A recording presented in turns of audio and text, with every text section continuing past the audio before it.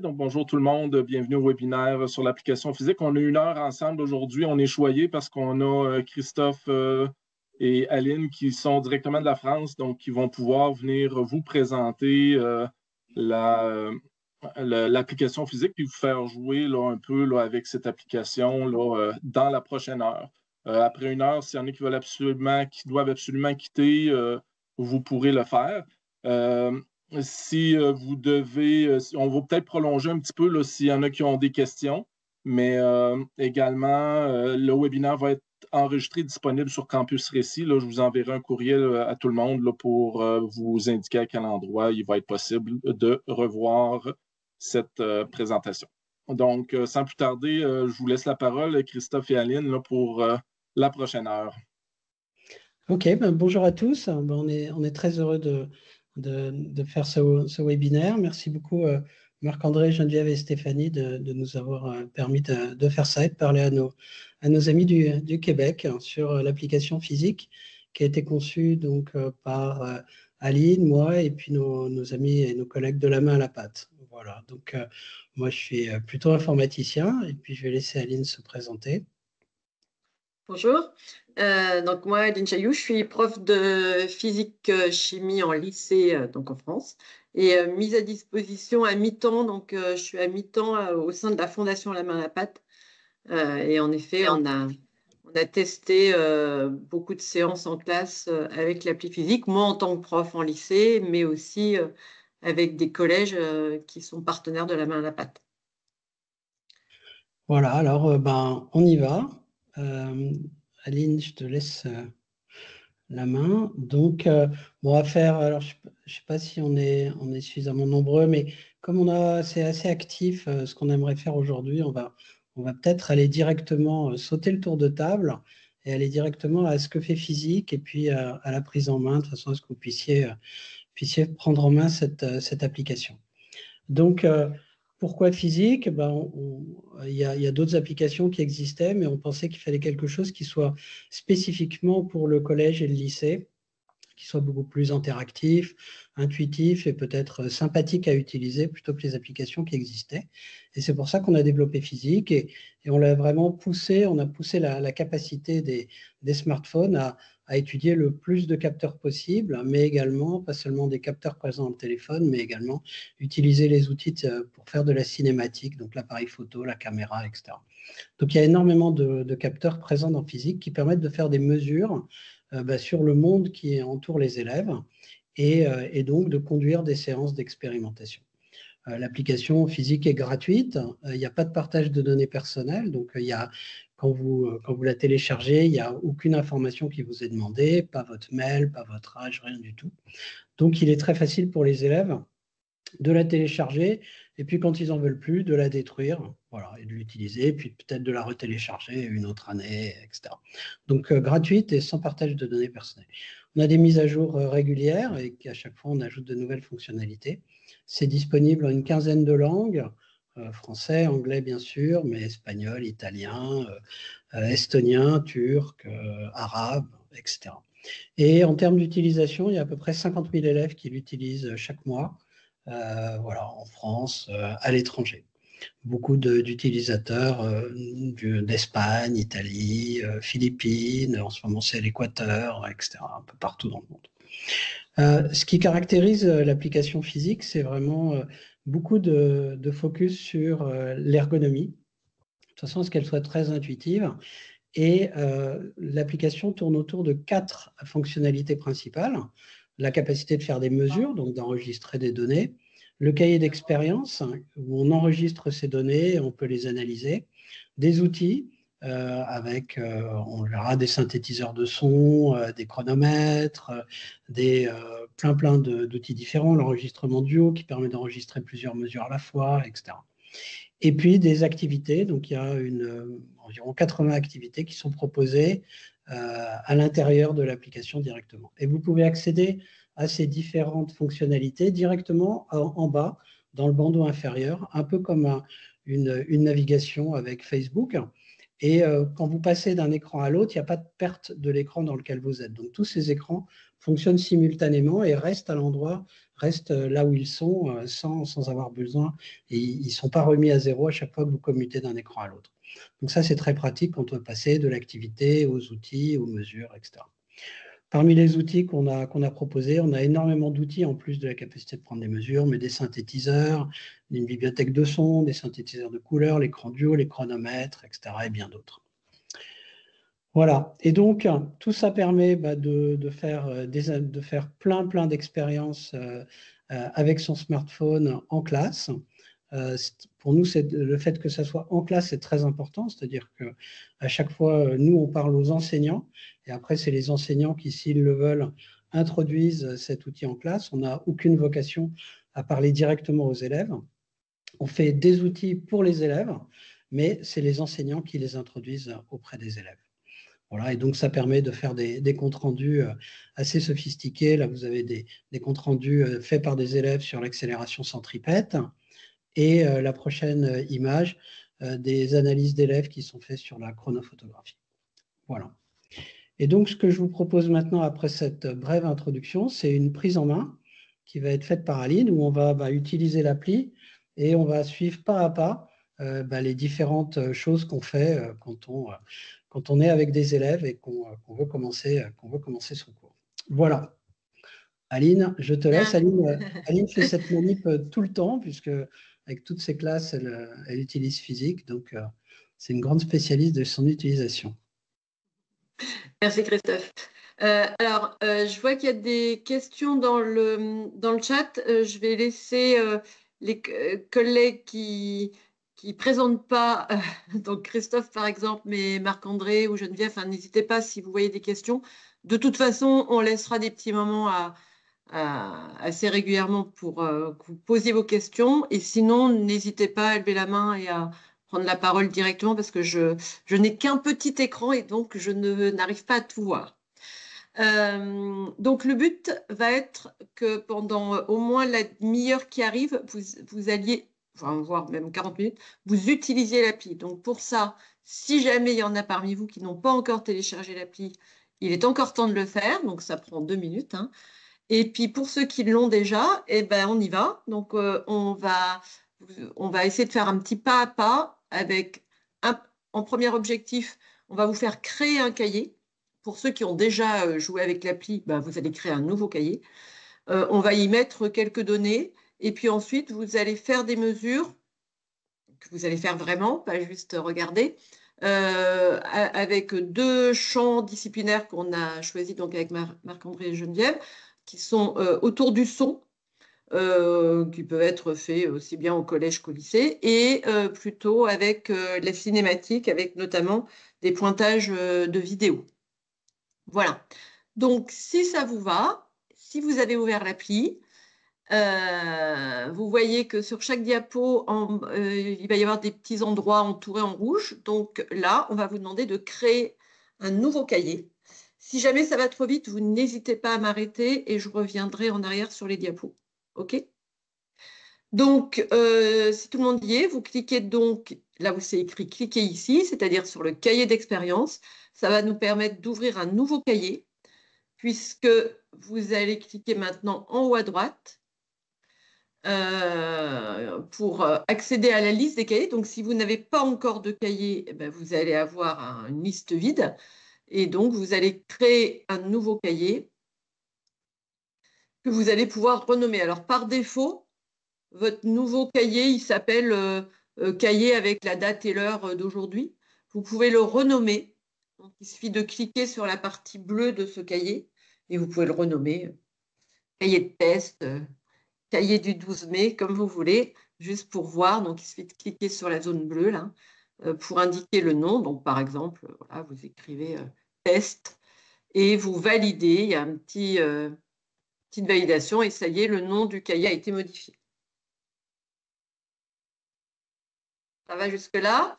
Donc, maintenant, on va ajouter des cartes dans ce cahier. Donc, le but du cahier, on va voir, c'est qu'il va garder en mémoire toutes les manips que vous allez faire, donc aussi bien des mesures que des zones de texte que vous aurez ajoutées pour commenter vos mesures ou pour expliquer ce que vous faites avant de faire une mesure. Donc là, on va commencer par créer une nouvelle carte. Donc, pour ça, vous allez cliquer sur le plus, puis choisir texte. On va ajouter une carte de texte. N'hésitez pas à m'arrêter hein, si vous sentez que ça va trop vite. Donc, vous cliquez sur texte, vous écrivez un petit blabla, testons physique aujourd'hui, bon bref, vous écrivez un petit truc, et vous validez avec le petit V qui est en haut à droite de la carte.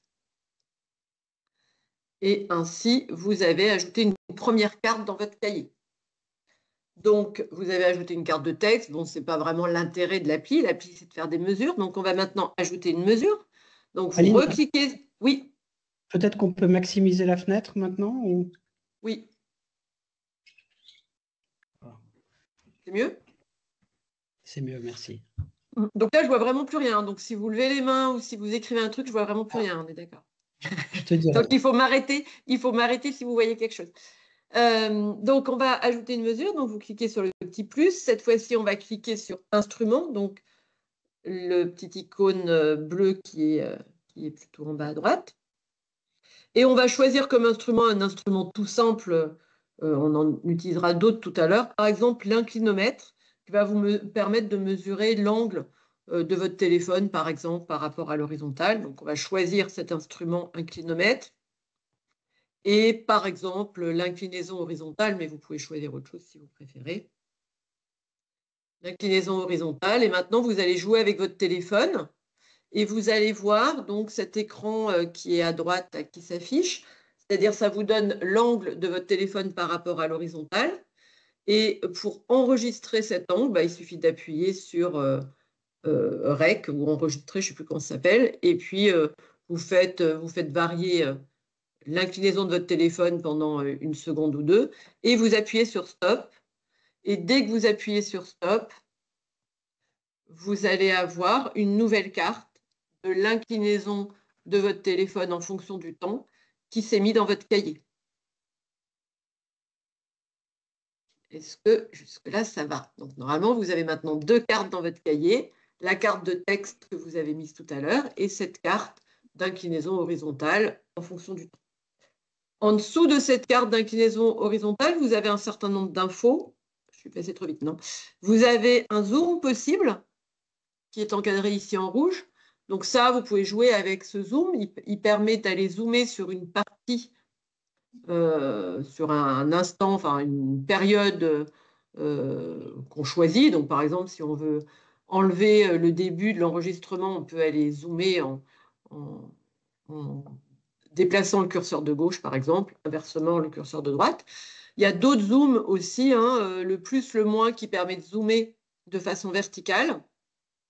Et puis, vous pouvez jouer avec les autres petits boutons à côté, notamment, là, vous avez les positions qui sont reliées, les enregistrements qui sont reliés les uns aux autres par un trait, mais vous pouvez, en cliquant sur les trois petits points, là, avoir les enregistrements successifs sous forme de petits points plutôt que ça soit relié par une courbe. Donc voilà, c'est les petits boutons que je vous ai laissé jouer. Et vous avez au-dessus de ces zooms sur la courbe un certain nombre de données qui apparaissent, notamment ici par exemple la moyenne de l'angle, le minimum, le maximum, et l'intervalle, c'est-à-dire la durée totale de l'enregistrement, ici à peu près 18 secondes. Voilà, donc vous avez un certain nombre d'infos. Cette carte, elle peut également être copiée. Vous voyez qu'en haut à droite de la carte verte, là, vous avez un petit copier qui permet de copier la carte. Ça, c'est si par exemple on veut zoomer pour analyser d'abord le début de l'inclinaison puis la fin. On peut dupliquer sa carte et puis zoomer sur le début de la carte sur la première carte et puis la fin de l'enregistrement sur la deuxième carte. Bon, bref, on peut dupliquer assez facilement notre carte. Est-ce que jusque-là, ça va? Donc, évidemment, cette carte, comme le cahier tout à l'heure, on peut lui donner un titre. Donc, de la même façon, il suffit de cliquer sur la zone verte de la carte et puis lui donner un titre. Par exemple, donner, peu importe, on veut écrire. On peut renommer cette carte. Alors ça, c'est quelque chose qu'il faut rappeler régulièrement aux élèves parce qu'ils ont tendance à faire plein de mesures, puis à la fin, ils ne se souviennent plus quelle carte correspond à quelle mesure. Donc, s'ils ont plusieurs mesures à faire au cours d'une même séance, c'est bien qu'ils pensent à renommer systématiquement leur carte ou nommer systématiquement leur carte, sinon, à la fin, ils oublient un peu ce qu'ils ont mesuré. Et puis, ce cahier, on peut l'organiser. Donc, on peut changer l'ordre des cartes. Donc, on peut regarder là. Donc, vous allez au niveau de l'onglet du cahier, donc sur la partie bleue. Vous avez ce petit icône là qui est entouré en rouge, sur lequel vous pouvez cliquer. Et vous allez arriver à un écran comme ça. Et on peut décider, alors là, il y a plus de cartes que ce que vous n'avez, mais vous pouvez donc cliquer sur votre carte de mesure et la faire passer en restant appuyé et en la déplaçant. Vous pouvez la faire passer au-dessus de la zone de texte, par exemple. Ou inversement, prendre votre carte de texte et en laissant le doigt dessus, la faire passer en dessous de votre mesure. Une fois que vous avez organisé le cahier comme vous voulez, vous revenez en arrière en cliquant sur cette flèche-là en haut à gauche. Et vous avez ainsi votre cahier qui a été organisé comme vous le souhaitiez. Je vous laisse quelques secondes si vous avez des questions. Est-ce qu'il y a des questions dans le chat?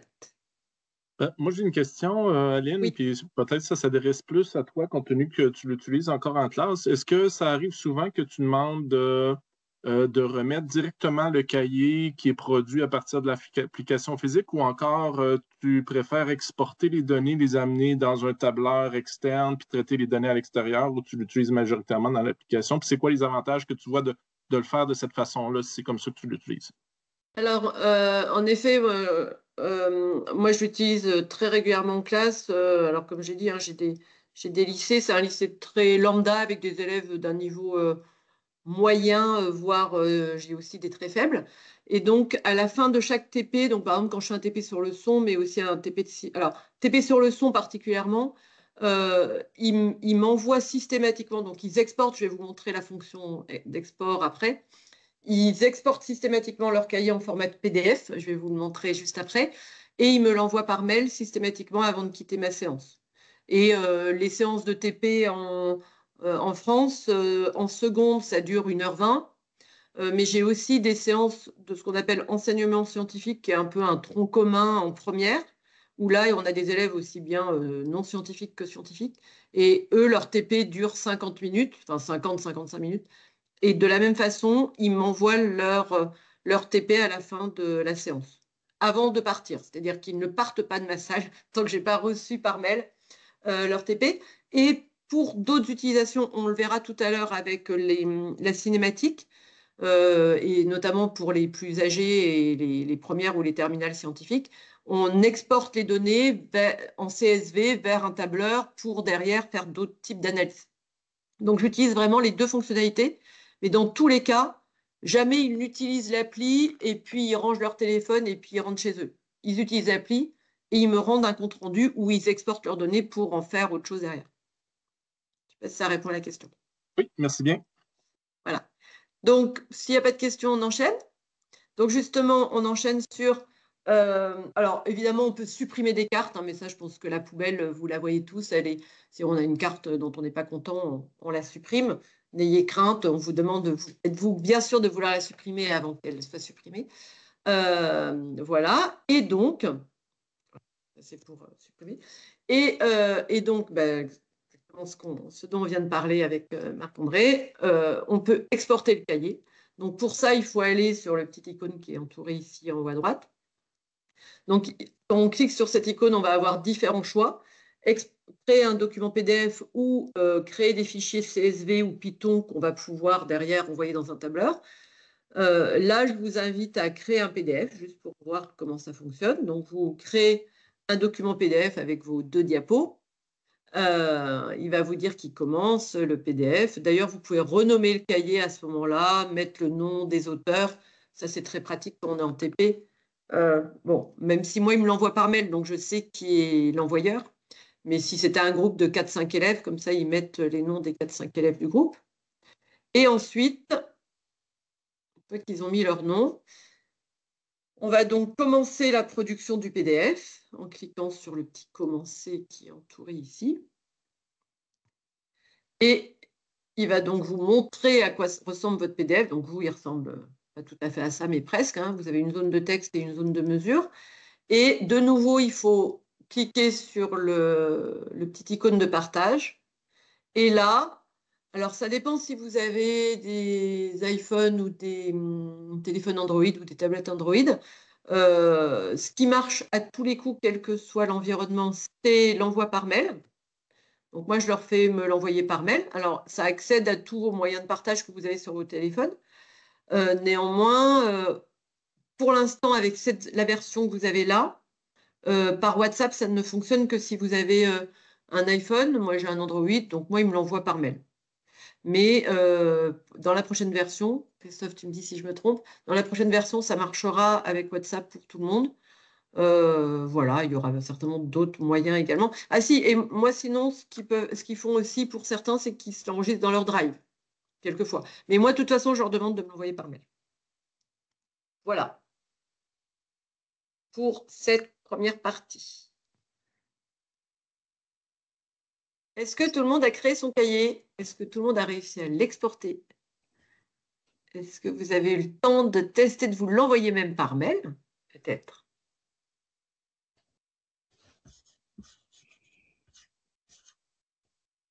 Donc, n'hésitez pas hein, à me dire si ça va trop vite. Je peux revenir assez rapidement. Oui, je vois qu'il y avait une main levée, non? Non, elle est partie. Claudine qui voulait poser une question. Ou peut-être qu'elle a juste confondu lever la main puis réagir pour mettre son pouce en l'air. C'est ça, Claudine, effectivement. Merci, Claudine. OK. Alors, on avance. Donc, du coup, là, on va vous proposer deux activités qui vont suivre. La première, autour du son. Alors, pour faire une activité autour du son, bien sûr, il va falloir que j'arrête de parler, sinon je vais parasiter vos enregistrements. Donc, on va vous proposer d'aller sur une page, mais si vous n'avez pas d'ordi, bah, vous allez chanter devant votre téléphone, tant pis pour vous. On va vous proposer d'utiliser les différentes fonctionnalités du microphone qui permettent soit d'obtenir juste un oscillogramme, donc l'amplitude en fonction du temps, d'un son, enfin d'un son, soit d'avoir accès à la fréquence fondamentale, soit pour les plus âgés d'avoir accès au spectre de fréquence. Voilà, donc vous allez voir qu'il y a un certain nombre de fonctionnalités. Donc là, on va vous laisser jouer avec. Vous allez pouvoir mettre donc ces mesures dans votre cahier que vous avez commencé à créer. Et pour ça, deux solutions. Soit vous avez... Je passe à la diapo d'après. Alors, est-ce qu'on peut mettre ça dans le chat? Il faut aller... Où est-ce que vous le recopiez? Je n'ai pas autorisé. Qu'est-ce qu'il me dit? Christophe, est-ce que tu peux mettre l'adresse dans le chat? Oui, je le mets. OK, merci. Donc là, si vous êtes devant votre ordi, je vais me taire dans quelques secondes. Vous allez sur le lien qui vous est proposé, physique.org/test. Ça va vous amener à une page où vous allez pouvoir jouer des sons en cliquant, vous voyez, sur les petites flèches, là, sur les petits trucs petits enregistrements qui vous sont proposés. Et on vous demande à chaque fois une petite utilisation. Par exemple, le premier, mesurer la fréquence fondamentale. Le troisième, enregistrer l'oscillogramme d'une amplitude, etc. Vous n'êtes pas obligé de tout faire. Le but, c'est que vous compreniez ce qu'on peut faire autour du son à partir de l'appli qui accède donc au microphone de votre téléphone. OK? Donc là, je vais me taire pendant quelques minutes. Voilà, vous utilisez votre navigateur pour jouer ces sons et puis le téléphone pour les enregistrer et les analyser. Et donc pendant ce temps-là, nous, on va se taire parce que si on parle en même temps, vous allez enregistrer nos jolies voix plutôt que d'enregistrer les jolis sons. Voilà. Et ceux qui n'auront pas de navigateur, eh ben, qui n'ont, je ne sais pas, peut-être que certains d'entre vous n'ont pas accès. J'ai cru comprendre que vous étiez presque tous derrière un ordi, mais vous jouez avec l'appli en allant sur Mesure. Dans Mesure, vous allez choisir votre microphone. Et puis dans microphone, vous allez voir, vous avez différentes choses. Vous jouez avec et puis en chantant devant votre téléphone ou en faisant des jolies notes devant votre téléphone. pour voir ce que ça permet comme enregistrement. Moi, je me tais. On vous laisse 5-6 minutes. Je pense que ça suffit pour tester. Donc, pendant 5-6 minutes, je me tais. Mais par contre, on est derrière le chat, donc vous n'hésitez pas s'il y a des questions. OK? Voilà, on vous laisse 5-6 minutes pour jouer avec ça. À tout de suite. N'oubliez pas d'autoriser quand on vous demande. Quand vous avez cliqué sur le son la première fois, il faut autoriser le microphone. Voilà. Si vous ne l'avez pas autorisé, à ce moment-là, il va falloir l'autoriser indépendamment en allant dans les réglages du téléphone.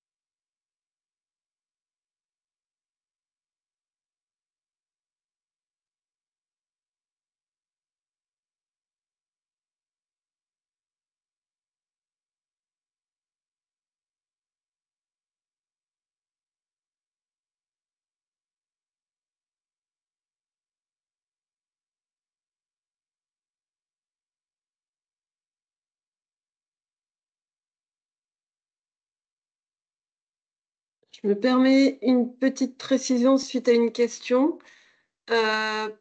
Pour l'oscillogramme, donc pour la mesure de l'amplitude en fonction du temps, c'est en effet un enregistrement instantané, c'est-à-dire c'est le petit carré rouge. Et donc ça vous enregistre l'amplitude en fonction du temps, mais sur une durée très courte, qui est de je ne sais plus combien. 10 millisecondes. 10 millisecondes, mais on peut en haut à gauche, si vous appuyez sur le bouton qui est tout en haut à gauche, là, les deux brackets, à ce moment-là, ça fait 100 millisecondes d'intervalle. Donc c'est vraiment comme un oscillogramme d'oscilloscope, quoi. Donc 10 millisecondes ou 100 millisecondes. Donc pour des phénomènes un peu des oscillations un peu longues, par exemple un battement sonore, 100 millisecondes, c'est bien.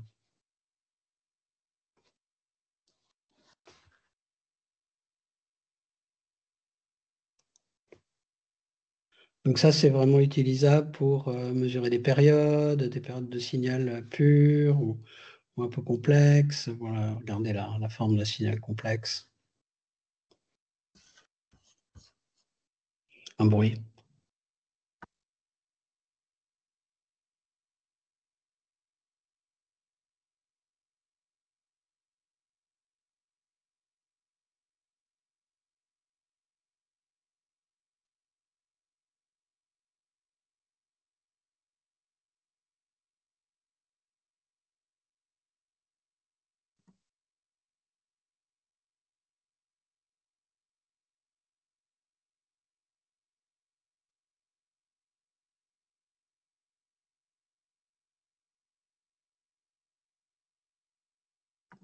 Est-ce qu'il y a des problèmes? Est-ce qu'il y en a qui ont rencontré des difficultés? Est-ce que on a fait toute l'analyse?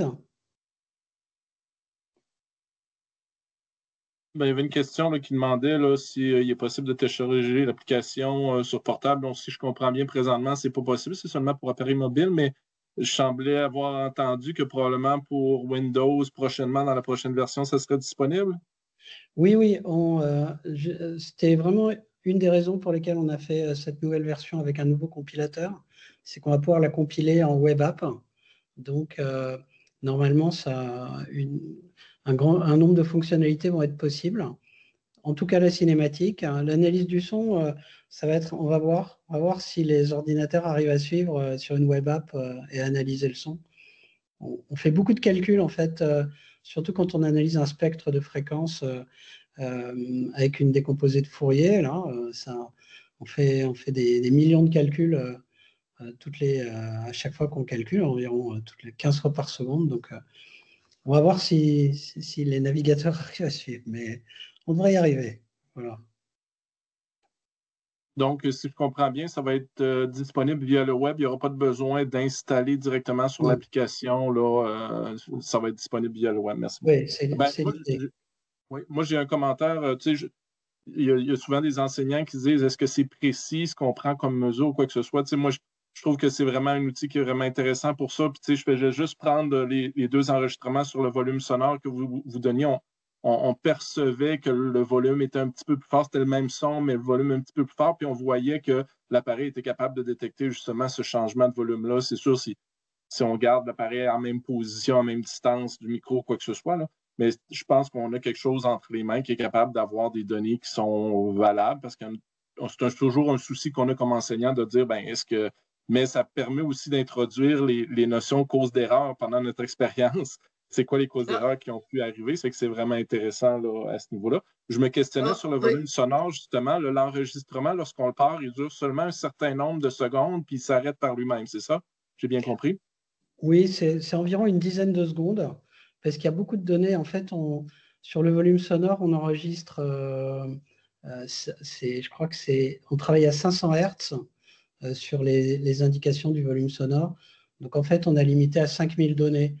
Il n'y a pas vraiment on a limité à 5000 données parce qu'après, à l'intérieur de la fenêtre d'analyse, ça fait trop de données, ça prend, à ce moment-là, ça peut. Quand on essaie de zoomer, on n'est plus très précis. Il y a trop de données. Voilà, c'est la raison pour laquelle on a limité. C'est une bonne remarque. Alors, évidemment, vous comprendrez qu'en une heure, on ne peut pas tout balayer, mais j'enchaîne sur ta remarque, Marc-André, parce que, en effet, en haut, à chaque fois que vous êtes sur un nouvel appareil de mesure, donc là, je le fais en même temps que vous pour ne pas dire de bêtises. Je sais pas si. Non, vous voyez rien, évidemment, parce que vous avez compris que j'étais pas vraiment chez moi, que c'était un fond d'écran. Bon, bref, quand vous êtes sur un appareil de mesure, en haut à droite, il y a un petit i. Je sais pas si vous avez vu. Quand vous cliquez sur ce petit i, c'est hyper intéressant pour les enseignants, mais aussi pour les élèves, de prendre l'habitude d'aller voir. Et dans ce petit i, vous avez notamment les infos dont tu parlais un petit peu, Marc-André, c'est-à-dire avec quelle précision les mesures qui sont faites avec cet outil pour ce capteur sont prises. Et notamment, on vous dit que, par exemple, si je prends la fréquence fondamentale, je vais sur le petit i et on vous dit à quoi correspond la fréquence fondamentale. Hein. Et dans physique, par exemple, c'est écrit on utilise l'algorithme machin, qui ne me parle pas, mais bon, on vous dit quel type d'algorithme, qui permet de calculer la fréquence fondamentale 25 fois par seconde. Et donc, pour des fréquences comprises entre 50 et 10 000 Hertz. Donc, ça nous donne des infos, non seulement sur la précision de la mesure, puisque là, on sait qu'on prend une mesure 25 fois par seconde, mais aussi que si on a un son qui sort de la plage pour laquelle ça a été fait, c'est-à-dire, bon, c'est quand même très large, là, hein, entre 50 et 10 000 Hertz, bon, l'appli n'a pas été fait pour. Voilà. Mais vous avez ce petit i systématiquement pour toutes les mesures que vous faites. Donc ça c'est hyper intéressant, et notamment, mais on n'a pas le temps d'en parler trop là, mais notamment si on veut mesurer faire mesurer la vitesse du son avec l'appli aux élèves, c'est quand même intéressant de savoir avec quelle fréquence d'échantillonnage les mesures sont faites, parce que ça fait une fréquence d'acquisition, les mesures sont faites, parce que sinon on se retrouve avec une imprécision qu'on ne sait pas juger. Donc voilà, donc ça nous donne des infos intéressantes. Bien, si vous n'avez pas de questions sur le son, je vous laisse quelques secondes pour les poser. Et sinon, on va passer à une autre utilisation qui est l'utilisation avec la cinématique, c'est-à-dire cette fois-ci faire étudier une analyse, faire un pointage suite à une analyse vidéo. Alors, est-ce qu'il y a des questions sur le son? C'est les deux grandes utilisations, hein, de physique en classe, c'est vraiment le son et la cinématique. Après, il y a plein d'autres utilisations, mais le son et les cinématiques.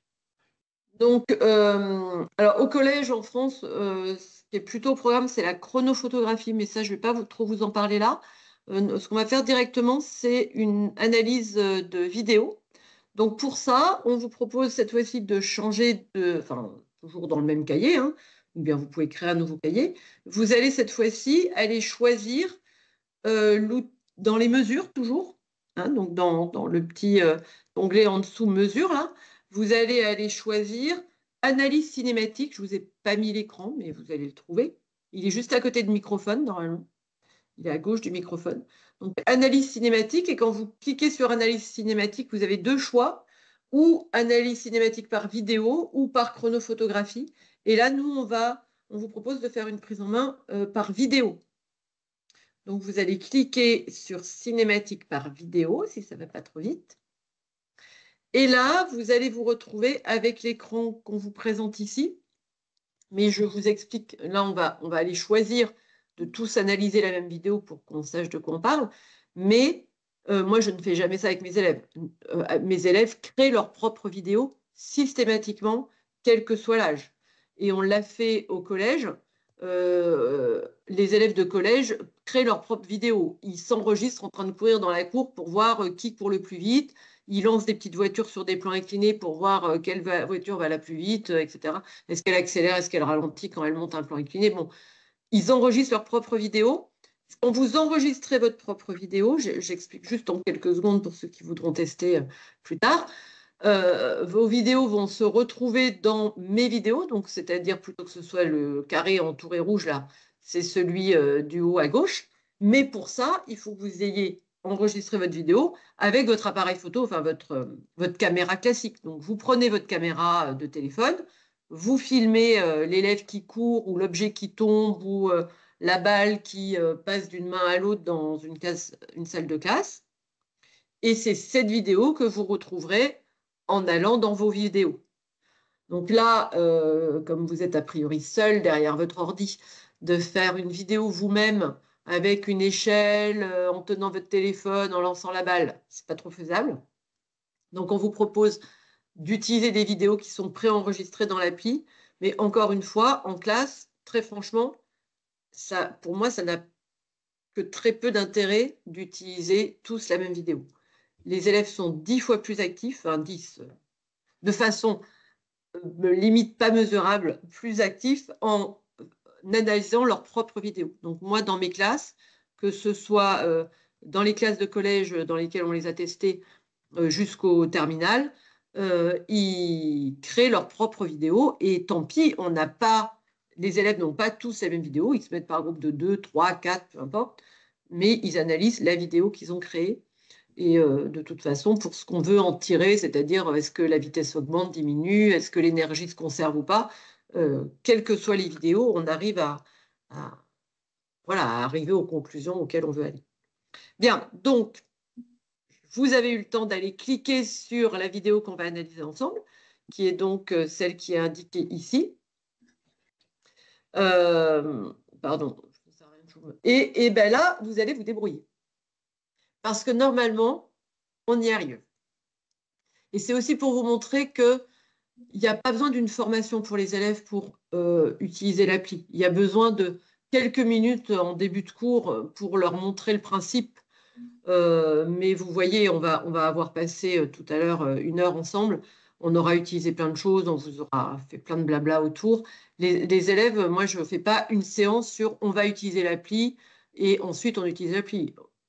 J'explique en quelques minutes ce qu'ils vont faire, je leur montre les fonctionnalités et très franchement, les élèves utilisent l'appli presque plus facilement que nous. Ils osent cliquer sur les boutons, nous des fois on n'ose pas. Bon, il n'y a aucune difficulté pour les élèves. Donc, on reste en support. Là, on peut parler puisque a priori, ça ne gêne pas. Donc, vous avez cliqué sur parabole et normalement, vous êtes guidé. Donc, la première chose qu'il vous demande, c'est l'échelle. Donc, l'échelle, vous la voyez, hein, c'est le petit trait blanc qui apparaît à l'écran. Vous allez déplacer les petits curseurs ronds de part et d'autre de cette échelle. Dès que vous avez déplacé ces petits points de part et d'autre de l'échelle, vous voyez que la longueur de la règle là, se met à clignoter et attend que vous lui donniez la valeur. Donc ici, il se trouve que l'échelle fait 1 mètre, donc vous rentrez 1 mètre. Et quand vous avez fait ça, vous avez un petit bouton à droite qui s'appelle pointage qui se met à clignoter. Donc il suffit d'aller cliquer dessus. Et on vous explique ce qu'il faut faire. Donc, il va falloir déplacer votre petit rond rouge sur la première position de la balle et cliquer sur cette première position. Et vous allez voir que la balle va se déplacer à sa deuxième position. Et vous faites ainsi des clics successifs sur les différentes positions qui vont s'enregistrer. Voilà, je vous laisse tester. Vous allez peut-être échouer la première fois parce que vous n'allez pas avoir compris comment on clique, tout ça, c'est pas grave. Vous avez une belle poubelle en haut à gauche de votre écran. Vous n'hésitez pas à tout mettre à la poubelle et à recommencer. Ça va vous prendre 3 secondes. Donc, le pointage, une fois qu'on a compris, prend maximum 20 secondes. Donc, vous avez le droit d'échouer plein de fois. Vous n'êtes pas, juste une précision, vous n'êtes pas obligé d'appuyer sur le rond pour le déplacer. Vous pouvez bouger à côté. Hein, vous pouvez bouger votre doigt n'importe où sur l'écran et ça déplace la cible. Comme ça vous permet de la positionner correctement sans avoir le doigt dessus. Et à chaque fois, vous appuyez une fois sur l'écran pour valider la position et passer à la position suivante.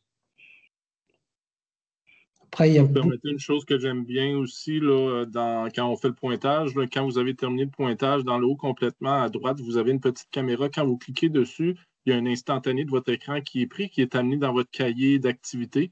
Donc, les élèves peuvent documenter la saisie de données qu'ils viennent de faire. Oui, il va y avoir le tableau de résultats qui va apparaître éventuellement, mais ils peuvent avoir également ce qu'ils ont fait là, au niveau du pointage. Fait que ça peut être intéressant d'insérer justement cette image-là à l'intérieur de leur cahier de laboratoire.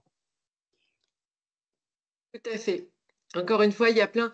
Alors, pendant que vous jouez, je vais arrêter de me flouter, parce que comme ça, je vais pouvoir vous montrer... Alors, comment je fais pour arrêter de me flouter? Aucun.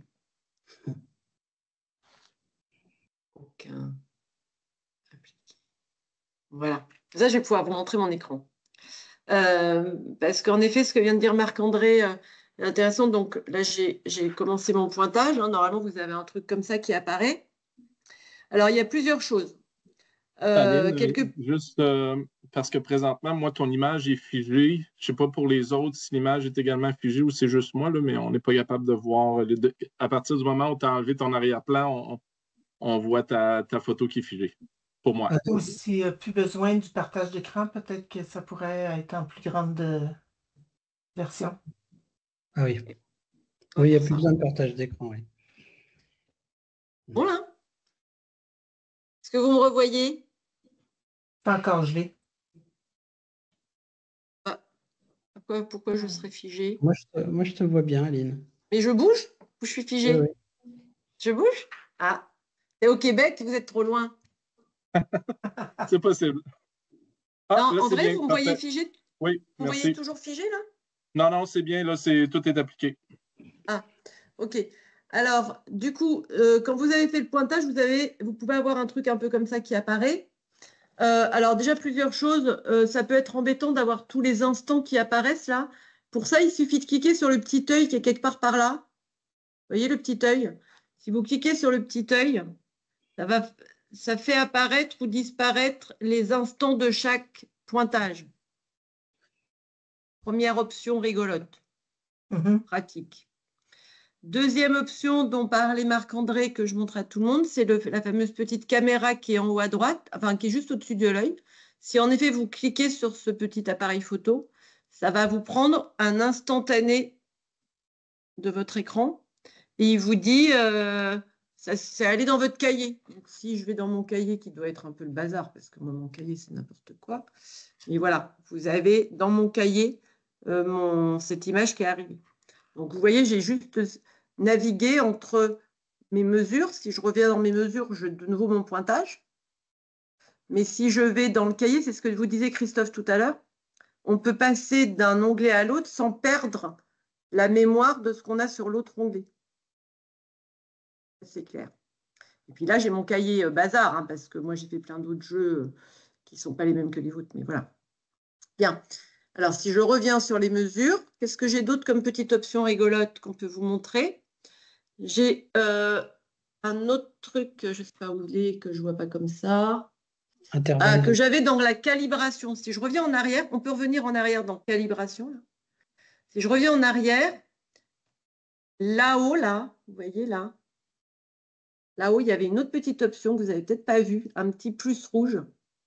Quand je clique dessus, dans calibration, hein, donc je suis revenue en arrière sur mes écrans, dans calibration, là, il me propose de mettre l'origine ailleurs, parce que sinon, par défaut, votre origine est au niveau de votre échelle.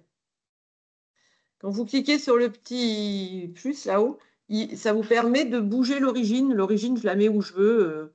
Et puis, c'est ce que vous disiez, Christophe, on n'est pas obligé de mettre son gros doigt sur le truc pour le déplacer. On peut caresser l'écran à côté, ça marche quand même, vous voyez. Là, j'arrive à déplacer mon curseur alors que je n'ai pas mon doigt sur le curseur. Voilà, et l'origine, par exemple, j'en sais rien, je peux décider de la mettre là, ce qui n'aurait pas de sens ici, mais bon, je la mets où je veux, je ne suis pas obligée de mettre l'origine. Par défaut, elle est, sinon, au niveau de votre échelle, au niveau de vos XY, là. Je peux décider de la mettre ailleurs. Bon, ça, c'est des options un peu avancées. Pardon. Hop, voilà.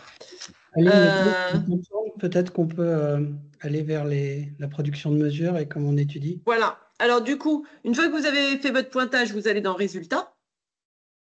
Et dans Résultats, vous allez cocher ce que vous voulez qui s'affiche à votre écran. Donc, par défaut, ça va être TXY. Mais vous pouvez décocher un truc et cocher autre chose. Je vais laisser TXY, moi. Et vous dites cahier. Vous cliquez sur cahier. Et vos mesures sont allées dans votre cahier. Ça vous ouvre votre cahier avec les mesures. Par défaut, il vous l'affiche sous forme d'un tableau. Mais il suffit que vous alliez en bas du tableau et lui dire que vous ne voulez pas le tableau, mais vous voulez un graphique. Et ça va vous afficher. Alors, il va vous demander ce que vous voulez en abscisse et en ordonnée. Voilà, par exemple, moi, j'ai choisi X en fonction de T. Ça m'affiche X en fonction de T. Mais je peux choisir Y en fonction de X. Bon, bref, vous avez compris le principe. Voilà. Je peux retourner dans mes mesures et aller cocher autre chose. Donc, cette fois-ci, par exemple, je veux VX et VY. Donc, je décoche X et Y. Je coche VX et VY. Je les envoie dans mon cahier. Et cette fois-ci, c'est Vx et Vy qui sont dans mon cahier. Etc. etc. Si vous cochez l'énergie, vous demandez évidemment la masse de votre objet. Mais sinon, voilà. Alors, il est -10. Il nous reste 10 minutes. Donc, dans le PowerPoint qu'on vous enverra et que Marc-André pourra vous transférer, on vous donne tout un tas de ressources. Est-ce que tu veux que je les montre, Christophe, ou est-ce que... Oui, peut-être, oui. On les montre. Alors, je repartage. Voilà, donc autant sur le son, il est plus facile d'exporter les données sur le PDF, comme on l'a dit tout à l'heure. C'est sûr qu'en cinématique, c'est très intéressant aussi d'exporter les données sur Excel ou sur Python. En France, on demande souvent d'afficher les données sur un graphique avec Python, et donc on a une option pour le mettre en tableau horizontal, hein, qui est le format Python. Mais sous Excel, on peut exporter les données sous Excel et après, elles peuvent être analysées sous Excel, ou elles peuvent être analysées directement dans Physique avec en mode graphique. On peut faire des interpolations, interpolation linéaire, interpolation quadratique. Dans la nouvelle version, on aura un tableur encore plus perfectionné où on peut mettre des formules et où on va pouvoir mettre plus de colonnes et plus d'interpolations. Voilà. Donc la prochaine version sera plus puissante de ce point de vue-là et elle sera disponible début juin, donc dans 2 semaines. Voilà.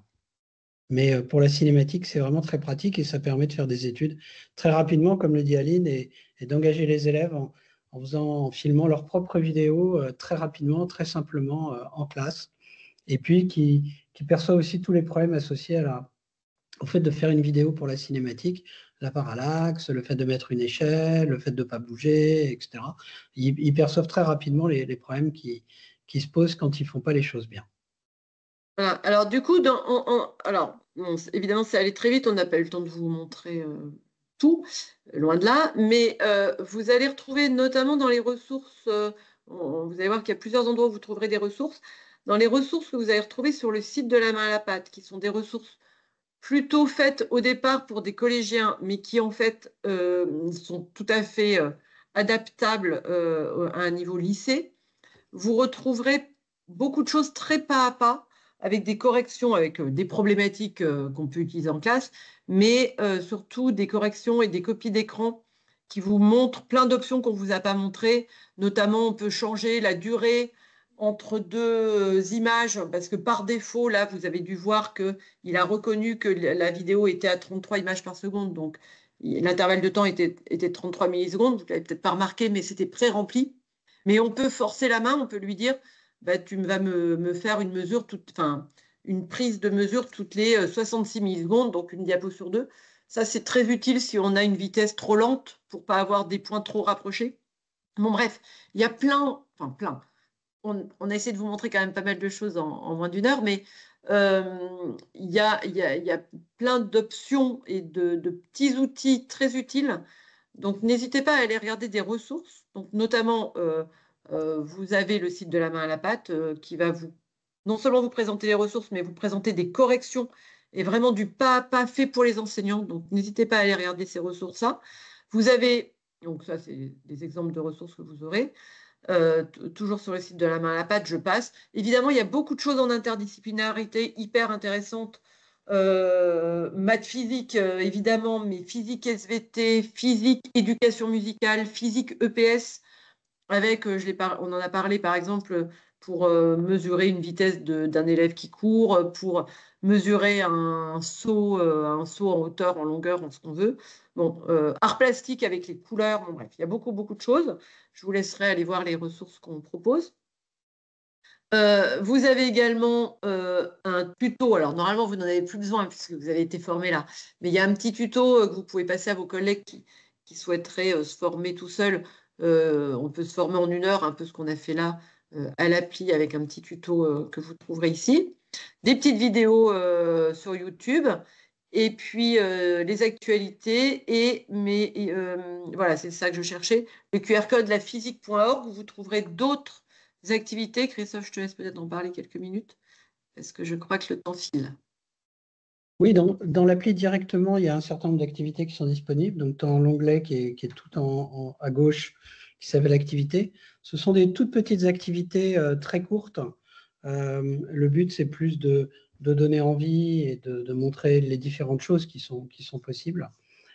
Les enseignants peuvent directement, dans ce menu, changer les protocoles et les échanger par QR code directement, créer un QR code qu'après les élèves peuvent scanner et télécharger sur leur portable. Donc, mais c'est des très courtes activités pour montrer un aspect ou un autre de physique ou faire des... Voilà, il y a plein de choses différentes. On en rajoute régulièrement. Voilà, il y en a environ 80 petites activités. Voilà.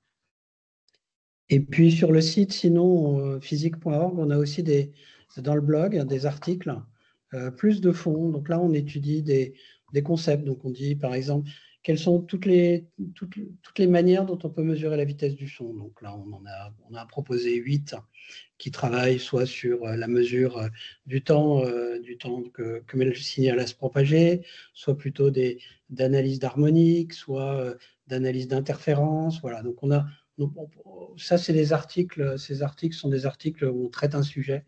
Par exemple, l'effet Doppler. Quelles sont les 5 applications, 5 expériences qu'on peut faire autour de l'effet Doppler avec les élèves. Par exemple, étudier comment est-ce qu'on peut modéliser l'étude de la vitesse de la rotation de planète autour d'une étoile. Et comment est-ce que ça, on l'analyse par effet Doppler. On voit quelle est la masse des étoiles. Comme ça, comment est-ce qu'on pourrait le modéliser, pareil avec physique, avec un pendule. Voilà. Donc on fait des choses comme ça dans ces articles, plus spécifiquement sur un sujet ou un autre. Ou alors, on a fait un article sur, comme il y a eu un concours sur l'utilisation de physique pour le sport l'année dernière, donc on a eu 200 réponses de classe, 200 classes qui ont participé à ce petit concours. On a mis nos 15 expériences préférées qui ont été faites par les élèves. Il y en a qui ont fait du saut à cheval, il y en a qui ont fait de la natation, il y en a qui ont étudié les balles de ping-pong, il y en a qui ont fait venir le champion de France de lancer de poids, voilà, plein de choses. Voilà. Donc vous pouvez regarder voilà. En tout cas, bon, donc vous avez nos contacts, hein, Christophe et moi et ma collègue Pauline Baccle qui fait partie de l'équipe. N'hésitez surtout pas à nous contacter, soit pour nous donner vos bonnes idées d'utilisation en classe. On est toujours content que vous nous partagiez vos idées, ou si vous avez eu un truc, vous en êtes content, n'hésitez pas à partager. Ça permet, nous, dans les futures formations, de dire aussi d'autres choses qui se font ailleurs. Et surtout, si vous avez des questions techniques, c'est plutôt Christophe. Pédagogiques, c'est plutôt moi. Mais vous nous mettez les deux en copie, on est généralement assez réactif, voire plutôt très réactif. Donc surtout, n'hésitez pas. Une chose que j'ai précisé qui est quand même importante, et d'abord, avant, comme il y en a qui vont partir, je voudrais beaucoup vous remercier pour avoir assisté à ce webinaire. Et n'hésitez pas, comme dit Aline, à nous contacter. Mais une chose qui est aussi intéressante et dont on n'a pas du tout parlé cette fois-ci, c'est comment est-ce qu'on connecte des microcontrôleurs ou des objets extérieurs, des capteurs externes, comme par exemple la température, le CO2, etc., à physique. On a des moyens de faire ça. On a aussi un petit boîtier qu'on propose pour faire ça. Voilà. Donc on peut connecter des microbits, on peut connecter des Arduino. Donc, et physique peut recevoir des mesures de pH, des mesures de température, des mesures de CO2 et les analyser. Donc, si vous êtes intéressé, on peut faire à la rentrée ou durant l'été un webinaire sur ce sujet particulier. C'est très simple d'envoyer des données vers physique. Voilà. Merci beaucoup, Christophe. Merci, Christophe, pour cette belle opportunité. Merci d'avoir invité Aline, parce que ça vient de toi, l'idée de l'avoir invité, puis le contexte en classe, c'est le fun de l'avoir entendu. Merci d'avoir accepté, Aline, là, de nous partager justement cette partie-là d'expérimentation que tu as pu faire avec tes élèves. Merci d'avoir développé cette application-là.